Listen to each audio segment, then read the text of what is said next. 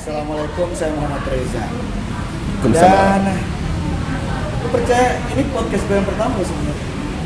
It's honor. Iya, It's an honor. jadi podcast gue yang pertama hari ini saya bersama yang punya buku ini. Ini Abi Besman,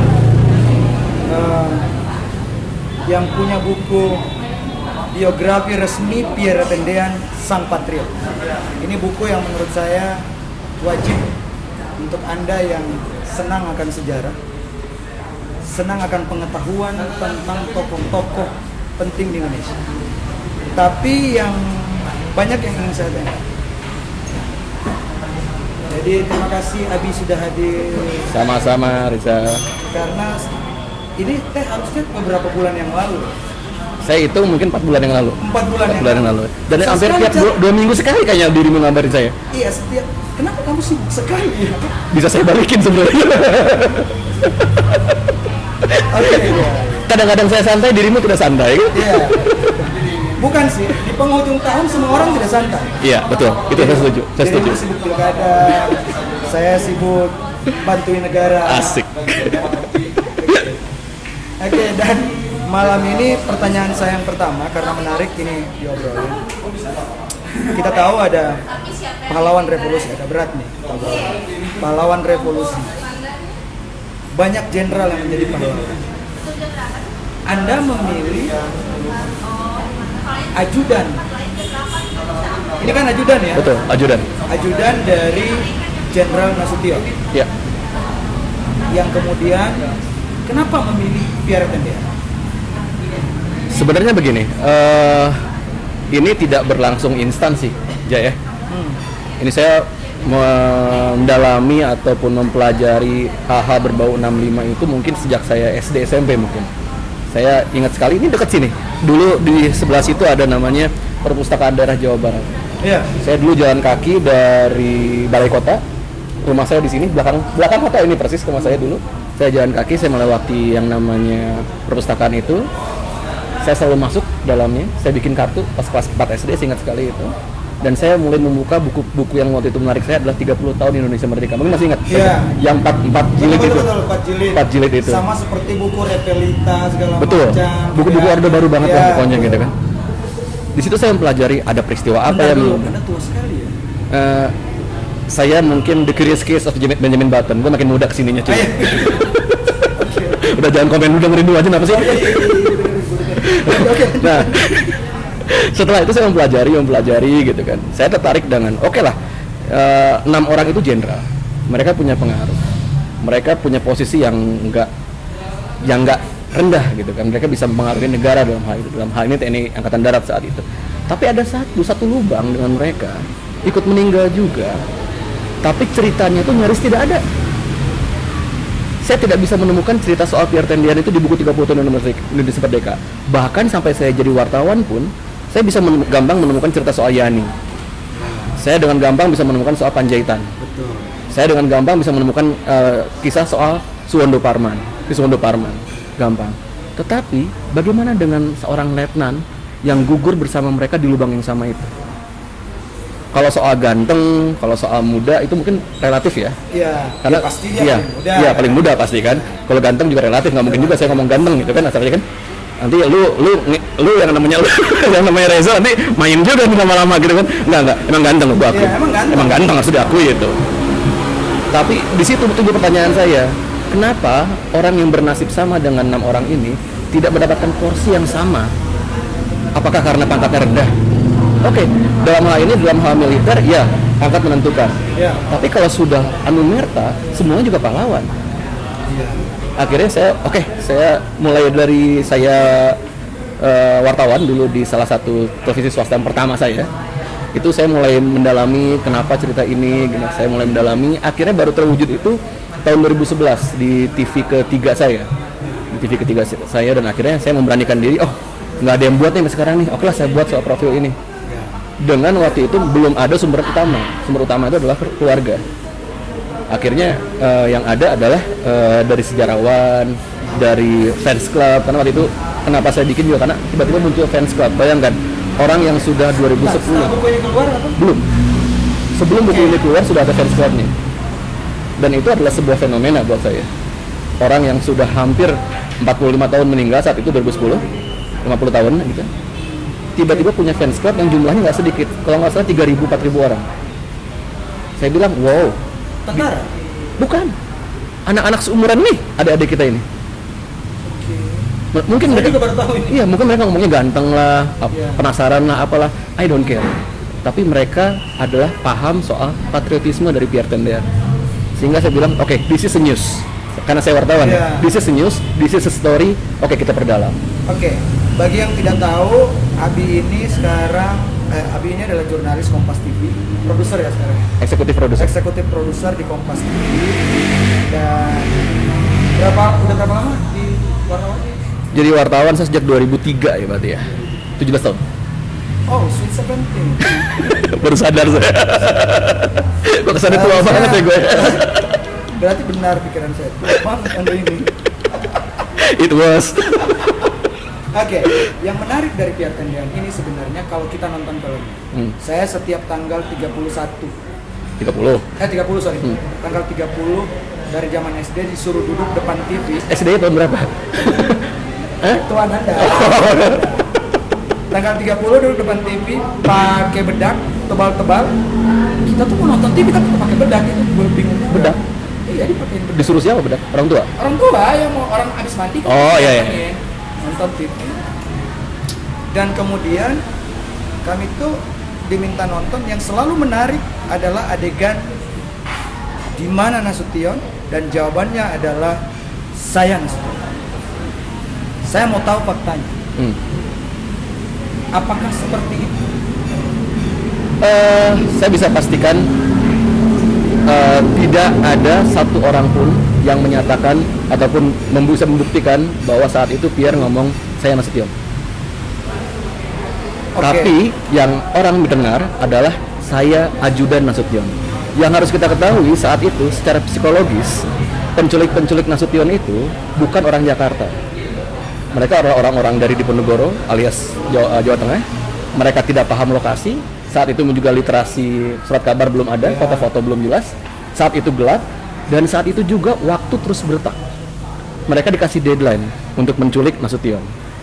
Jadi yang saya bisa simpulkan dari beberapa macam fakta tadi bahwa ada rasa kepanikan, ada rasa penasaran, ada orang yang menyerahkan diri. Jadi Pierre Tendean saat itu adalah orang yang bisa dibilang tidak tepat di waktu yang tepat untuk mereka. Iya, tapi pengakuan itu dari mana kemudian Abi menyatakan bahwa saya kan juga tidak bisa mengcompile ke filmnya ya, Betul. tapi yang dikenal oleh selalu adegan yang Ya. kawan saya adalah seorang ajudan dan dia sangat tahu sekali begitu dia bilang saya nggak bisa seperti Pierre Tendean yang ketika ditanya waktu itu dia nama ketua DPRD-nya dia kan ajudan ketua DPRD. Ya. Begitu ditanya kata dia mana Amin? Dia bilang kalau saya langsung bilang ini Amin di belakang. Kalau orang Bapis tahu Amin di belakang. Saya nggak akan seperti Ya. Pierre Tendean yang ketika mana Nasution, saya Nasution. Artinya sefenomenal itu. Kemudian ternyata tidak seperti itu begitu. Ya. Memang ada referensi menyatakan bahwa Jadi di luar segala abu-abu soal malam itu sendiri, ada fakta-fakta yang saya bilang makanya saya susun di situ, mulai dari teman-temannya, mulai dari Pak Tri Sutrisno, senior 2 tahunnya Pierre di ATK, ngomong bahwa karakternya Pierre sendiri sejak awal itu memang seperti itu. Dia itu memang patriot, dia itu memang sudah ngomong dia waktu itu sama dengan Pak Saidiman bahwa saya iri dengan generasi Bapak, generasi 45. Kenapa Bapak bisa terlihat, Bapak bisa dengan mudah menyerahkan hidup Bapak untuk negara ini. Saya iri. Bayangkan seorang taruna yang belum lulus ngomong seperti itu. Jadi saya simpulkan, he's ready for anything. Jadi saya bilang, apapun yang terjadi saat malam itu, dia ngomong saya Nasution, saya ajudan Nasution, tapi he's buying time. oh dia buying time biar Iya. Nasution bisa Lepas, bisa lari, ataupun bisa, karena Nasution sendiri saat itu kan sosok yang diperlukan oleh Republik kan. Ya nggak? Bukan berarti Pierre tidak diperlukan, tidak, tapi dalam konstelasi penyeliteran Nasution jelas lebih punya pengaruh. Jadi saya simpulkan dan berulang kali saya bicara soal ini juga, Pierre Tendean membeli waktu itu dengan mengorbankan memberikan dirinya agar Nasution itu diberikan waktu lebih lama untuk Betul. kemudian melarikan diri. Betul. Oke. Nah, di sini juga menarik karena begitu Pierre Tendean mulai ramai dibahas, muncul beragam hoax ya. Kalau saya baca status Abi menyebutnya hoax. Kalau kita hoax itu kan belum bisa diverifikasi. Betul. Kalau sudah ada verifikasinya belum tentu juga dia hoax kan. Nah sekarang ada yang disebut ada beberapa hal soal misalnya yang paling menarik disebutnya ada kondom yang ditemukan. Ya. Itu gimana faktanya? Faktanya kita bicara soal salinan visum et repertum yang ada di Cornell paper atau peneliti yang sudah diterbitkan di luar negeri. Cornell paper ini menyebutkan jelas salinan visum dari para jenderal dan juga Pierre saat itu, entah nomor berapa saya lupa, tapi ada satu kondom. Saya kira yang namanya visum nggak mungkin bohong. Visum tidak terkait dengan politik. Ya. Visum tidak terkait dengan rezim. Visum adalah visum karena itu adalah dengan kode etik disusunnya seperti itu. Jadi saya bilang ya kondom itu ada. Kondom itu ada, tapi kan pertanyaannya bukan itu. So, Reza mau nanya apa sekarang? Iya, kenapa ada kondom di situ gitu? Nah, itu pertanyaan sekarang kan. Kenapa seorang Pierre Tendean ada kondom di sakunya? Gitu kan? Iya. Sedangkan dari semua pernyataan teman-temannya, pernyataan dari adik kakaknya, pernyataan dari bos-bos Dia kan yang belum mengenal nikah. dia belum menikah, gitu kan? Baru mau menikah. Baru mau meresmikan pernikahan. Ya. Betul, di bulan Desember kalau ditulis Ya. di buku itu.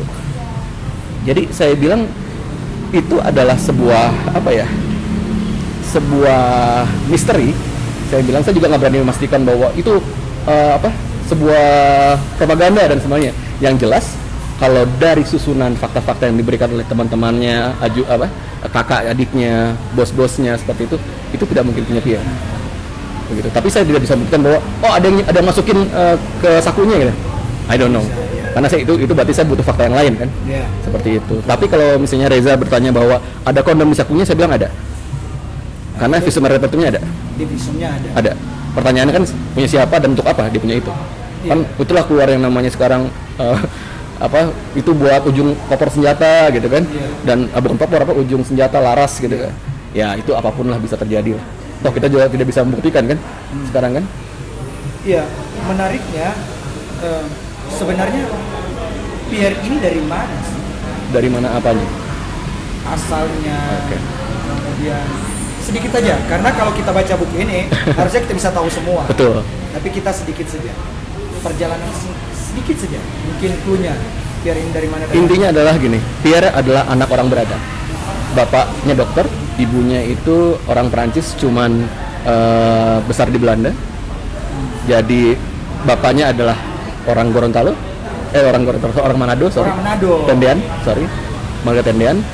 Dia Marga Tendean, tapi sepanjang penulisan saya dia tidak pernah tinggal di Manado. Penulisan dia tinggal justru di Tasikmalaya, di Jakarta, di Semarang dan di Bandung. Ya. Begitu. Jadi dia blasteran. Blasteran, Manado dan luar negeri ya. Betul. Prancis. Oke. Dan sejak ini yang saya pegang ini cetakan ke-6. Setiap sekali cetak tuh 4.000 sekitar 4.000 eksemplar. Berarti udah hampir 25.000 ya? Iya, sekitar segitu. Sekitar hampir 25.000. Ini menurut Abi sebagai penulis, selain tadi ya, karena ada yang kurang nih. Selain jenderal-jenderal ini dibahas, kok ada satu yang selain itu, apa pentingnya sosok ini untuk kelompok muda kita?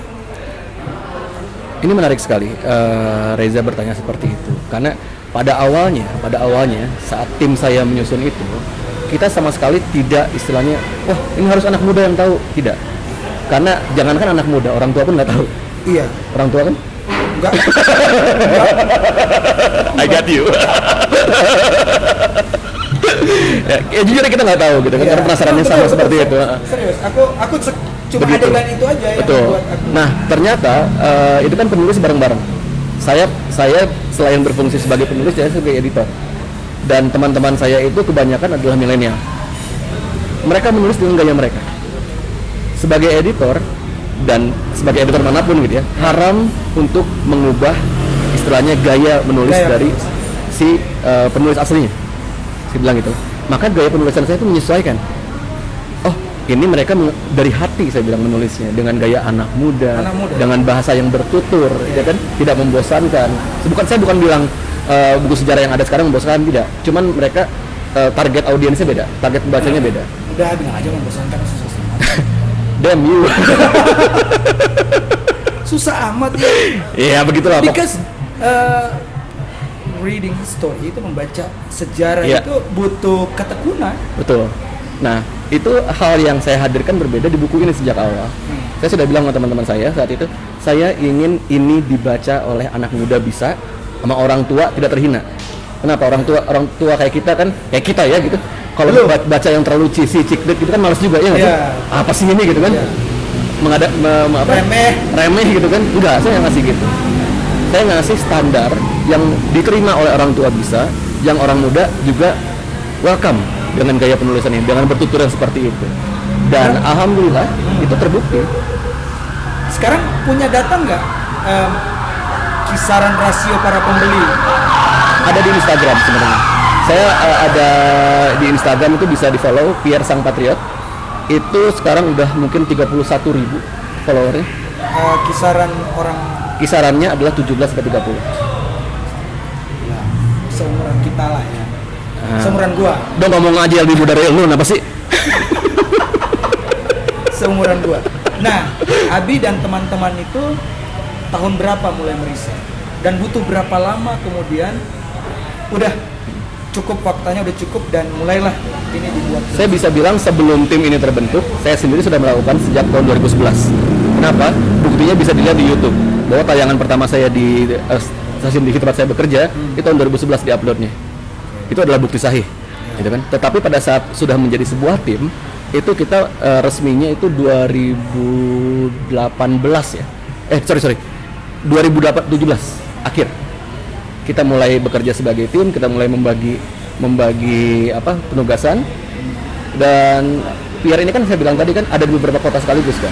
Ya. Kehidupannya, jejak-jejaknya di beberapa kota kan.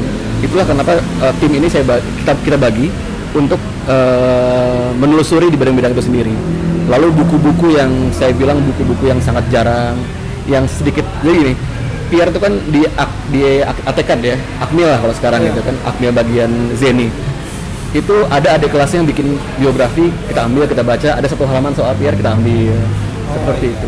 Jadi penulisan-penulisan paper trail dari tangan pertama yang memang sesuai dengan prinsip jurnalistik yang saya emban, yang beban yang saya emban itu kan, soal itu. Jadi saya bilang apa yang ada di buku ini selain dia dikompilasi dari biografi-biografi yang orang mengenal Pierre, kami juga melakukan wawancara dengan teman-teman Pierre yang alhamdulillah masih bisa kami wawancara, tapi memang belakangan ini banyak yang sudah wafat gitu kan. Ya saya bilang ini adalah legacy mereka juga, bukan hanya legacy dari tim saya. Iya. Ini adalah legacy mereka dan itu alhamdulillah bisa mengkonstruksi sosok Pierre ini real dari mata mereka dan dari ingatan mereka. Seperti itu. Siapa yang pertama kali narasumber yang didatangi oleh tim? Apakah keluarga atau apa? Yang pasti siapa ya yang pertama ya? Karena waktu itu tim sih ya. Saya lupa. Kalau saya sendiri yang pertama kali saya datangi saat itu adalah keluarga. Saya mendatangi adiknya Pierre di Buros. Sampai sekarang sehat, alhamdulillah, kita doakan sehat terus. Saya mendatangi beliau, diajak oleh teman-teman saya saat itu. Jadi ibaratnya teman-teman saya ini sudah mulai duluan sebelum saya. Oke. Tapi mereka akhirnya riset di YouTube, menemukan video saya tahun 2011 itu. Mereka coba ngontak saya, mereka akhirnya mengajak saya join. Seperti itu. Jadi ini sebenarnya adalah sesuatu yang sudah digariskan ya, kasarnya ya. Saya tidak pernah untuk mengontak mereka, mereka juga tidak pernah untuk berusaha mencari saya sejak awal gitu kan. Tapi akhirnya memang kita dipertemukan dan kita memang istilahnya semesta mendukung kita untuk membuat biografi ini. Tantangannya jelas. Saat bikin ini? Jelas, yang jelas kita berhadapan dengan bukan cibiran ya mungkin ya. Kita anggap itu sebagai sebuah tantangan dari orang. Banyak ininya juga ya, hatersnya banyak. Banyak. Dalam hal ini adalah tidak semua mungkin memahami perjuangan kita, tidak semua juga tidak ingin Pierre ini bukan dimiliki ya, dibuat oleh kita gitu kan. Itu ada aja yang seperti itu. Tapi alhamdulillah seiring dengan perjalanan waktu tadi saya bilangin, kita bisa membuktikan bahwa meskipun kita amatiran, dalam hal ini saya bisa sebut diri saya amatir juga. Walaupun saya secara de facto saya sudah wartawan belasan tahun, tapi saya membimbing tim yang istilahnya bukan profesional. Tapi kita mencoba untuk bekerja dengan garis-garis profesional. Saya bilang, makanya saya jamin, saya terbiasa untuk memimpin sebuah tim di media saya.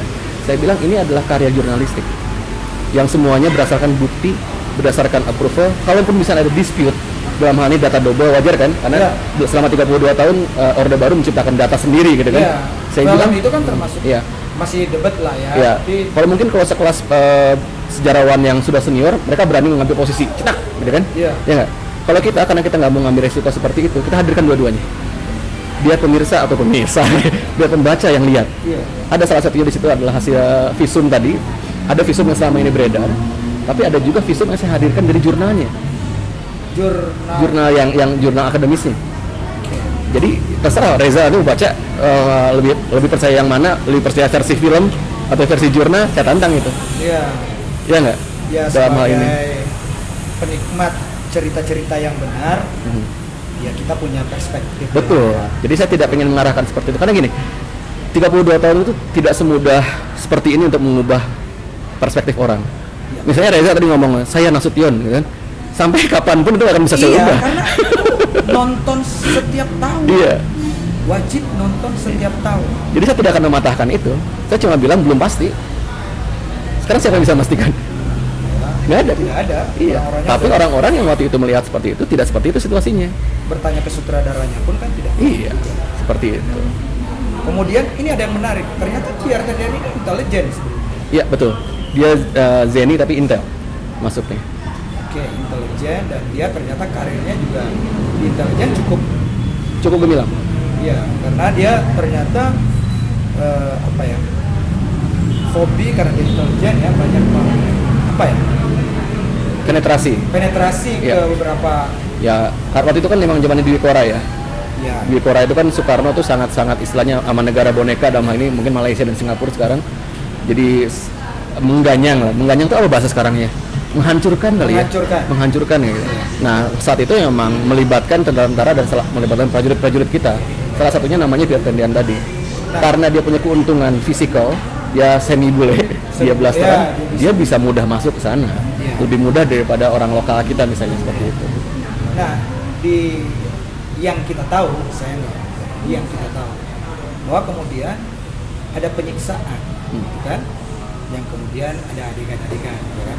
Yang dibikin disilet-silet segala macam. Itu didapatkan dari cerita itu. Ada dapat pembanding yang lain, termasuk dari mungkin membaca hasil visumnya Pierre Tendian.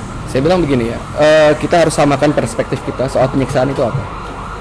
Saya bilang seseorang yang ditembak mati asalnya hidup dengan beberapa lubang di tubuhnya itu penyiksaan.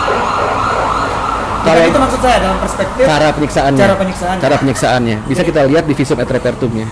Jadi Pierre itu meninggal sekali apa bagaimana, maksudnya langsung tembak beberapa kali sudah? Karena ada cerita dia yang nanti di lubang buaya kemudian dihujani tembakan segala macam. Saya harus baca lagi ya untuk itu ya. Saya nggak apa soal detail tembakan-tembakannya gitu kan. Tapi yang jelas ada tembakan, ada luka terbuka di kepala seperti itu kan. Yang bukan tembakan, kalau luka terbuka itu pasti kan minimal popor kan. Seperti itu. Nah itu saya bilang mungkin penyiksaan yang kalau Reza ngomong soal yang berita Yuda ya, soal silet-silet, potong maaf itu gitu kan. Ya mungkin itu kalau bisa dibaca di mana? Di visumnya. Ini kita bicara Pierre Tendiannya aja. Ya, baca di visumnya tidak ada itu. Bisa dijelas saya menyalin seperti itu. Tetapi kalau misalnya banyak orang bilang tidak, penyiksaannya tidak ada gitu. Saya bilang saya berani membantah itu. Karena orang dilepaskan nyawanya secara paksa seperti itu adalah penyiksaan buat saya. Ini yang menarik bahwa ternyata sosok Pierre ini memang care, tipe yang sangat care kepada orang lain. banyak kesaksian-kesaksian. Yang menariknya ada dia tentang Ya. intelijen, tapi dia penyayang. Ini kan ada. Ya. Ya, kita kan sama-sama dokter komunikasi. Iya. Ada namanya dramaturgis panggung depan panggung belakang kan. Ya sebagai tentara dia menggunakan panggung itu gitu kan. Ya adalah saya nggak tahu Inta mungkin penyayang nggak kecuali James Bond kali. Lu langsung bayang-bayang yang aneh. Ya?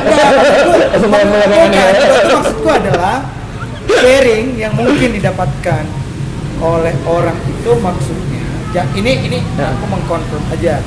Apalagi dikaitkan dengan kondom. Sorry nih, kita kan mau mengaitkan. Ya. Mau ngobrol soal dia seorang yang caring, mungkinkah kenapa biarin Apa? playboy Who say that? ya kan dia orang care, Oke. bawa kondom juga Care itu. belum tentu playboy Om Reza. Saya juga care dengan Om Reza. Ayo. Ya, tapi kan lu nggak bawa kondom buat gua kan itu maksudnya. Enggak lah, saya bilang. Saya berani jamin bahwa Pierre bukan orang seperti itu. Dia penyayang pada keluarganya, pada kakaknya, pada adiknya. Bahkan suratnya sendiri itu surat yang sangat indah saya bilang gitu kan. Itu surat yang bahkan saya sendiri nggak bisa nulis itu buat adik saya. Lu mau kemana gitu kan? Kalau kita mah adik kita kan gitu ya. Dia enggak. He said my love, everything, I need you. Dia benar-benar melakukan itu sebagai part of his life. Saya bilang. Dan playboy tidak melakukan itu. Tapi zaman itu kan memang zaman seperti itu. Apanya tuh? Zaman dulu itu kan yang merupakan menurutku ya zaman dulu itu sangat sastrawi kan. Sangat sastrawi ya. Penyampaian, karena mungkin efek Bung Karno sebenarnya ini Ya, perspektif aja. ya. Kemudian ada tambahan cerita nggak di buku ini tentang bagaimana kemudian calon istrinya menerima kabar dan menghadapi hidupnya ketika dia Ada, kita menuliskan itu memang saat ketemu itu. sumbernya langsung. Ketemu sumbernya langsung. Calon istrinya itu. Betul. Bukan Bagaimana saya ceritanya? sebenarnya, teman-teman saya Iya, yang bagaimana ketemu ceritanya? langsung. Jadi seperti yang kita tuliskan dalam buku itu memang tidak mudah bagi beliau untuk istilahnya move on. Lama Oke. ini adalah sebuah peristiwa yang orang normal pasti terpukul. Begitu juga dengan beliau. Dia butuh beberapa tahun untuk bisa move on, untuk bisa bukan melupakan mungkin ya, melangkah lagi gitu kan. Dan mereka akhirnya beliau punya keluarga sendiri, gitu kan. Itu adalah sebuah pilihan hidup yang harus dijalani oleh dia. Tapi saya bilang tidak ada saksi-saksi di buku itu sendiri yang semuanya itu tidak berat melepaskan seorang Pierre Tendean. Berapa lama dia move on? Berapa ya kalau nggak salah, bertahun-tahun kok, bertahun-tahun. Mungkin awal 70-an, saya lupa detailnya. Oke, kita break sejenak. Kenapa? Ini masih jalan kan? Ini aja. Oh ya nggak apa-apa, ini aja. Kita lanjut aja. Sedikit lagi kok. Oke. Maksud saya adalah ini Bi. Berapa lama dari tadinya dia mau menikah, kemudian akhirnya memutuskan menerima cinta yang lain gitu loh. Oh ya, itu awal 70-an saya kira. Awal 70-an. Ada di buku itu detail untuk itunya. Tapi Ada memang sekitar mungkin 10 tahun. Tapi memang kita harus menghargai pilihan beliau ya. Jadi Iya. pada saat itu beliau memang sekarang maaf beliau sudah wafat. Beliau sudah wafat juga. Tapi kita sempat wawancara beliau, sempat sharing soal beliau dan beliau bilang memang apa yang terjadi antara saya dan Pierre adalah biar saya sendiri yang mengetahui. Oh nggak dibagi ya. Nah, saya pikir ya itu pilihan ya. Dan itu adalah kita juga ayo mama kita nggak gitu juga caranya. Saya bilang saya respect dengan Oh saya beliau. kira ada di buku ini. Tidak terlalu detail seperti itu. Biasa milenial suka. Tapi kan kita punya kode etik. Iya, Saya iya, bilang iya, ayo iya. lu KPI kan. Kok bawa jabatan di sini? Lalu bilang Dikat bagian itu nggak usah dimunculin. Ya, saya bilang tadi itu ya. Jadi kita menghargai apa yang mau dibuka oleh narasumber dan apa yang tidak mau dibuka oleh Dan itu narasumber. tidak dibuka ya. Tidak dibuka oleh kita. Oke. Menurut Abi, selain yang kita jelaskan tadi, sebenarnya bagaimana sih kita memperlakukan sejarah masa lalu bangsa ini kepada tokoh-tokohnya gitu? Kita menghargai tokoh-tokoh sejarah kita di masa lalu kan. Tadi bicara soal saya tidak menemukan salah satu orang. Seharusnya seperti apa sih? Ini yang saya butuh diskusi lebih panjang lagi dengan banyak orang, terutama dengan generasi muda. Bagaimana betul sejarah itu kan idiomnya adalah adagiumnya adalah sejarah pasti ditulis oleh pemenang, ya kan? Iya. Itu betul. Itu pasti semua itu. Tapi jangan lupa sejarah itu sendiri ditulis dari orang yang sudah wafat, orang yang gugur dalam hal ini. Dan orang gugur ini nggak peduli soal politik, nggak peduli soal apa Nggak namanya, peduli soal gelar dan sebagainya. Dia sudah gugur dalam hal ini, dia nggak. Dan yang harus kita ketahui adalah gugurnya beliau dan juga 6 jenderal lainnya itu adalah mengubah sejarah Indonesia. Mengubah sejarah Indonesia. Perkara itu lebih baik, kenapa? Ya kita rasakan sekarang, kita bisa ngobrol seperti ini sekarang. Indonesia masih ada. Ya nggak? Itu adalah bukti saklek bahwa Indonesia masih ada. Dalam hal ini salah satu tonggaknya adalah gugurnya mereka. Dalam hal ini saya nggak bicara soal bagaimana Orde Baru memanfaatkan isu ini, gitu kan? Itu adalah perjalanan ya saya bilang. Itu sejarah juga. Sejarah juga saya bilang itu. Nah, jadi saya bilang saya bukan dalam justifikasi benar atau salah, tapi sebaiknya begini. Orang-orang yang memang sudah melepaskan nyawanya ataupun memberikan segalanya untuk republik ini, ya setidaknya kita bisa apa sih untuk menghargai mereka? Hanya mengingatnya saja. Kalau Reza sekarang lihat di YouTube saya di awal-awal tahun 2011 itu, saya memulainya dengan Vox Pop. Ya, suara-suara orang. Vox Pop 5 orang cukup. Kenal Pierre Tendean nggak? Ya, And you know the answer? Iya. Apa? No. They don't know about Pierre Tendean. Itu yang membuat saya, oke. Anda kesel, marah, kecewa. Saya bilang gitu kan. Dan sejak itu saya bilang bahwa kalau ada Bentar buku dulu, ini nanya ke orang yang umur berapa dulu? lihat di YouTube saya. Muda-muda. Nggak tahu mereka Pierre Tendean itu siapa. Tapi sekarang saya bisa jamin minimal untuk orang-orang yang literasi bacanya bagus lah gitu ya. Mereka pasti tahu soal Pierre Tendean. Dan saya bilang ini adalah legacy yang bisa saya berikan untuk keluarga Pierre sendiri, bahwa saya membantu Indonesia untuk mengingat lagi siapa Pierre Tendean. Dan saya tuliskan dalam buku itu, saya tidak peduli soal bagaimana konstruksi sejarahnya. Saya nggak peduli soal bagaimana politik bekerja gitu. Yang saya bilang adalah Pierre meninggal untuk republik ini. And that's enough saya bilang. Pierre meninggal untuk republik. Dan kita tidak akan ada reformasi jika tidak ada Orde Baru. Tidak akan ada Orde Baru juga kalau Tanpa tidak ada mereka. Sejarahnya Pierre dan 6 jenderal. Yes. Artinya bahwa kita tidak bilang ya itu di luar kapasitas kita bicara mana yang benar mana yang salah. Ini adalah soal mau menceritakan ada orang-orang yang berikan hidupnya untuk negeri. Yang belum tentu Abi atau saya pun bisa. Betul sekali. Itu ya semangat saya di situ sebenarnya. Untuk minimal kita itu bukan kita juga ya sebenarnya gitu ya. Bahkan Reza juga untuk mengenal minimal gitu. Tidak hanya nama jalan dia itu. Tidak hanya nama gedung, tidak hanya nama korps militer, tidak hanya nama batalion atau apapun namanya gitu kan. Enggak. Dia orang. Dan saya ceritakan di situ orang yang seperti apa Pierre Tendean. Jadi minimal sekarang kita semua tahu kan. Kalau misalnya orang nanya, Pierre Tendean itu seperti apa sih yang jadi nama jalannya di daerah Jakarta Selatan tuh siapa sih gitu kan? Read my book, read our book. Dan kalau saya orangnya selalu menarik ketika kita bicara manusia. Ketika kita bicara manusia pasti akan selalu menarik ketimbang ketika bicara handphone ini manfaatnya apa. Tapi ketika bicara manusia dan saya selalu bilang kepada anak saya bahwa kalau orang-orang itu seperti Pierre Tendean sekarang Abi buat, mau berapa puluh tahun pun dia meninggal, akan ada banyak cerita tentang mereka yang direplikasi dan diceritakan. Betul. Pertanyaannya, kalau Anda meninggal, apa yang diceritakan? Ini pertanyaan semi-semi. Ya kita kan minimal harus bertanya kalau gua mati. Saya bangga, Reza, dalam hal gini. Saya seorang jurnalis. Saya bicara bukan soal Abi siapa. Saya bicara soal karya yang sudah saya hasilkan. Minimal orang kalau saya meninggal, orang akan mengenal saya sebagai penulis buku itu.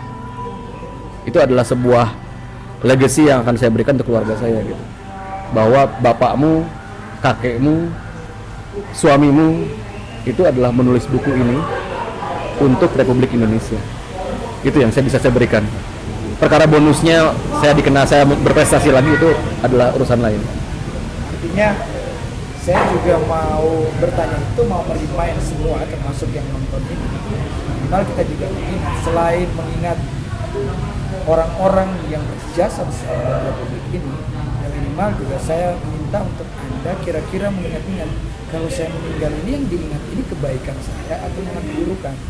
Ya, itulah misterinya kan. Itulah misterinya. Misterinya. Dan saya kira kita semua sepakat kita mau diingat meninggal, ketika kita meninggal pasti ingin diingat yang baik. Amin. Jadi berbuatlah baik sepanjang kita masih hidup, sepanjang kita masih mampu untuk berbuat. Terima kasih Abi sudah. Sama-sama Reza. Kapan-kapan lagi kita ngobrol lagi. Pasti. Tenang. Banyak hal yang menurut saya harus saya dapat ilmunya dari Abi, karena Abi ini seorang pengajar juga di jurnalistik, Vkom Unpad. Ya. Vkom Unpad, juga eksekutif produser juga di TV juga, itu banyak hal. Terima kasih sekali lagi. Sama-sama. Dan nantikan diskusi kita. Terima kasih sama. Oke.